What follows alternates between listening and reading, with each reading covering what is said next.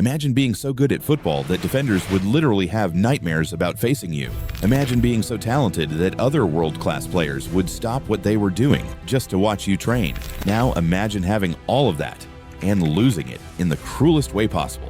This is the story of Ronaldo Nazario, the man they called the phenomenon, and how a series of devastating injuries robbed the world of witnessing the greatest footballer who ever lived. Ronaldo, le finte, poi cade però. But here's what'll absolutely blow your mind. Before his knees betrayed him, R9 wasn't just better than Messi or Cristiano. He was both of them combined, but in one terrifying package. We're talking about a player so complete, so unstoppable, that legends like Zinedine Zidane said he was from a different species.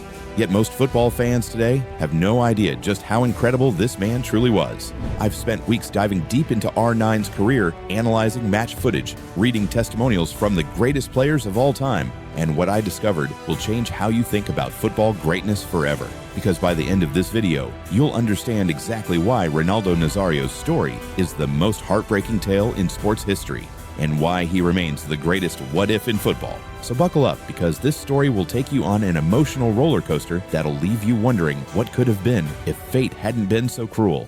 Who is the best player you have played with or against in your career?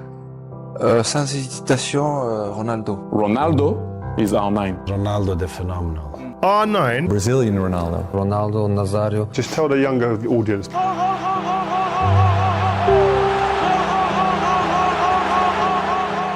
It all started in Rio de Janeiro, Brazil, in 1976. Ronaldo Luis Nazario de Lima was born into poverty in the Bento Ribeiro suburb, where football wasn't just a game. It was an escape from the harsh realities of life. His father abandoned the family when Ronaldo was young, leaving his mother to raise 3 children on her own while working multiple jobs just to put food on the table.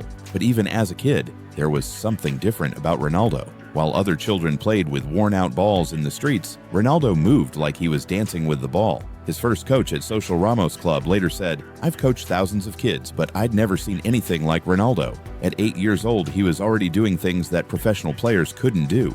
By the time he was 13, Ronaldo was already a local legend. Stories spread throughout Rio about this skinny kid who could dribble past entire teams like they were traffic cones. But here's the crazy part. He wasn't just skillful, he was physically gifted in ways that seemed impossible. He had the acceleration of a sprinter, the balance of a gymnast, and the football intelligence of a seasoned veteran, all packed into a teenager's body. At 16, Ronaldo signed his first professional contract with Cruzeiro, and immediately, the football world took notice. In his debut season, he scored 12 goals in 14 games, but it wasn't just the goals that caught people's attention, it was how he scored them. We're talking about a teenager who was making Brazil's best defenders look like amateurs. But the real moment that announced Ronaldo to the world came during the 1994 World Cup. At just 17 years old, he was selected for Brazil's squad, becoming the youngest player ever called up for a World Cup. Even though he didn't play a single minute, being around legends like Romario and Bebeto taught him what it meant to be a true professional. After the World Cup, European clubs went into a frenzy trying to sign this Brazilian wonder kid. PSV Eindhoven won the race, paying what was then a massive fee for a teenager. And this is where Ronaldo's legend truly began to grow. In his first season in Europe, playing in the Dutch league, Ronaldo did something that had never been seen before. He scored 30 goals in 33 games, but more importantly, he was scoring goals that defied logic. We're talking about a player who could receive the ball with his back to goal, turn, and be past 3 defenders before they even realized what happened. Dutch defenders later admitted they had no idea how to stop him. It was like trying to tackle a ghost. One defender said, "You'd think you had him, and then suddenly he was gone, and the ball was in the back of the net." But Ronaldo's time in Holland was just the warm-up act, because what happened when he moved to Barcelona in 1996 would cement his status as the most feared striker on the planet. At Barcelona, playing under Bobby Robson, Ronaldo reached a level that seemed superhuman. In his single season there, he scored 47 goals in 49 games. 47 goals. But again, it wasn't just the quantity, it was the quality. Ronaldo was scoring goals that made highlight reels look like instructional videos. His teammates at Barcelona were in awe. Pep Guardiola, who played alongside him, later said, "Ronaldo was not playing football, he was football. Every training session, he would do something that made us all stop and stare. We knew we were witnessing something special." But here's what made Ronaldo truly terrifying for defenders. He had no weaknesses. He could score with his right foot, his left foot, his head. He could dribble past you. He could outrun you. He could outmuscle you. He had the technical ability of a Brazilian street footballer combined with the physical attributes of a world-class athlete. Real Madrid recognized this and broke the world transfer record to sign him for $45 million in 1997. At Inter Milan, where he moved next, Ronaldo continued to terrorize defenses across Europe. Italian defenders, known as the best in the world, were being made to look ordinary by this Brazilian phenomenon. But then came 1998, and everything changed. It was the World Cup final, Brazil versus France. Ronaldo was 21 years old and already being called the best player in the world. He'd won the Ballon d'Or, he was the face of Nike, he was earning millions. He had everything a footballer could dream of. But just hours before the final, something happened that remains one of football's greatest mysteries. Ronaldo suffered what was described as a convulsive fit in his hotel room. His roommate found him unconscious, foaming at the mouth. He was rushed to the hospital, and initially, he was ruled out of the final. Then, in a decision that still baffles people today, Ronaldo was cleared to play just hours before kickoff. But anyone watching that final could see something was wrong. The player who had been terrorizing defenses all tournament looked like a shadow of himself. He was slow, hesitant, almost confused. Brazil lost 3-0, and Ronaldo's World Cup dream was shattered. What happened that night in Paris remains a mystery, but many believe it was the first sign that Ronaldo's body was beginning to betray him. If you're loving this incredible story so far, make sure to subscribe to Soccer Chronicles because we dive deep into the most fascinating tales football has to offer. Trust me, you don't want to miss what comes next in Ronaldo's journey because it gets even more heartbreaking. After the World Cup disappointment, Ronaldo returned to Inter Milan determined to prove himself. And for a while, it looked like he was back to his best. He was scoring goals, terrorizing defenses, and reminding everyone why he was considered the most complete striker in the world. But then came November 21st, 1999, a date that every football fan should remember because it was the day the football world lost its greatest talent. Inter Milan were playing Lecce in what seemed like a routine Serie A match. Ronaldo received the ball in the penalty area, made his trademark step-over move, and then his right knee just gave out. There was no contact, no tackle, no collision. His knee simply couldn't handle the explosive movement that had made him famous.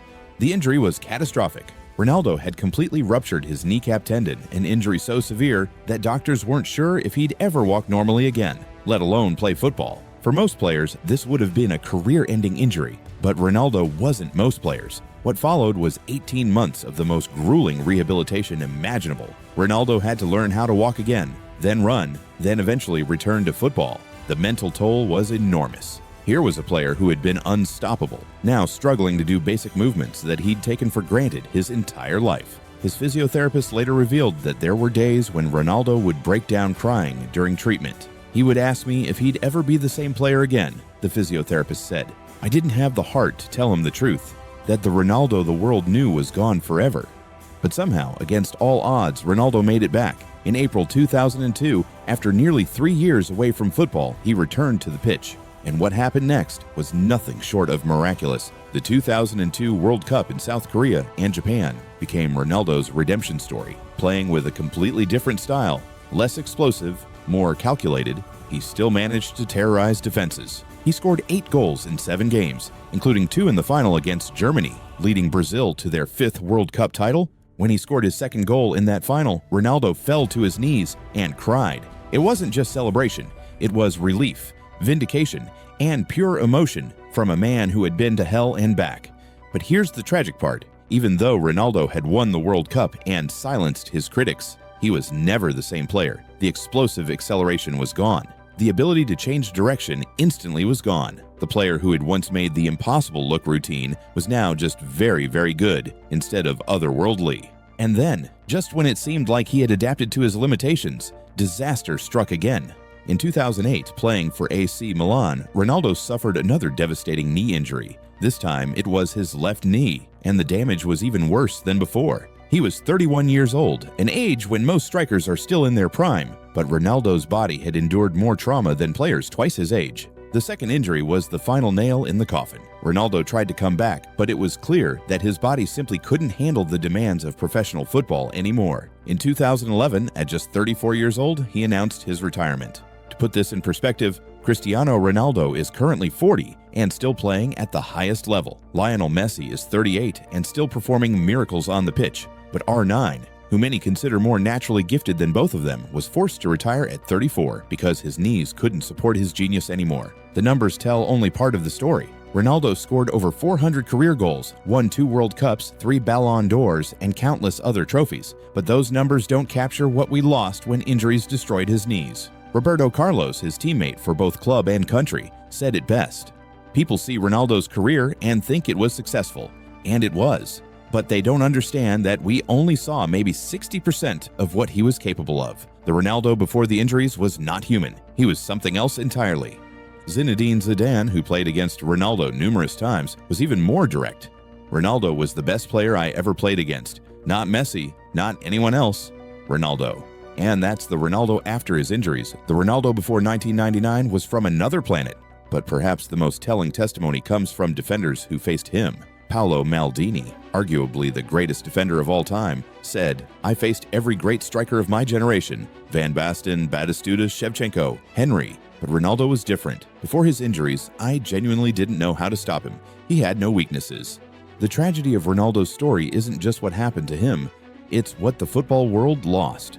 We lost the chance to see the greatest player who ever lived reach his full potential. We lost the opportunity to witness what peak human performance in football actually looks like. Think about it this way. Messi and Cristiano have dominated football for over 15 years, breaking every record imaginable. But they did it in an era when Ronaldo was either injured or playing at a fraction of his ability. What would have happened if a fully fit R9 had been competing against them? What records would still belong to the phenomenon? Modern players often talk about the pressure of living up to Messi and Cristiano's standards, but players from Ronaldo's era talk about something different. They talk about the fear of facing him. When you played against Ronaldo, said former England defender Rio Ferdinand, you knew that at any moment he could do something that would end up on highlight reels forever. That's not pressure, that's terror. The most heartbreaking part of Ronaldo's story is that he knew what he had lost. In interviews after his retirement, he would sometimes get emotional talking about his injuries. "I know what I was capable of," he said in one interview, tears in his eyes. "I know what I could have achieved, but my body betrayed me when I needed it most." Yet despite everything he went through, despite having his prime years stolen from him, Ronaldo never became bitter. He never made excuses. He adapted his game, won trophies, and remained one of the most beloved figures in football. Today, when young players complain about minor injuries or setbacks, coaches often tell them Ronaldo's story, not to diminish their struggles, but to show them what true resilience looks like. Here was a player who had everything taken away from him, yet still found a way to become a legend. The debate about who is the greatest footballer of all time will continue forever. Messi supporters will point to his consistency and longevity. Cristiano fans will highlight his incredible goal-scoring record and mentality. But those who were lucky enough to watch Ronaldo before his injuries know the truth. We never got to see the greatest player who ever lived reach his full potential. And that's the real tragedy of Ronaldo Nazario's story. It's not just that injuries destroyed his career, it's that they robbed the entire football world of witnessing true perfection on a football pitch. So the next time you watch Messi dribble past defenders or see Cristiano score an impossible goal, remember Ronaldo Nazario. Remember the player who could do everything they do, but faster, stronger, and more explosively. Remember the phenomenon who showed us what football could look like when played by someone truly special. If this story moved you as much as it moved me, make sure you're subscribed to Soccer Chronicles, because next week we're diving into another player whose career was defined by tragedy and triumph. Click that video right there to discover the incredible story of a player who overcame impossible odds to become a legend. Trust me, you won't want to miss it, because sometimes the greatest stories in football aren't about the trophies won, they're about the dreams that were lost and the courage it takes to keep fighting even when everything seems hopeless.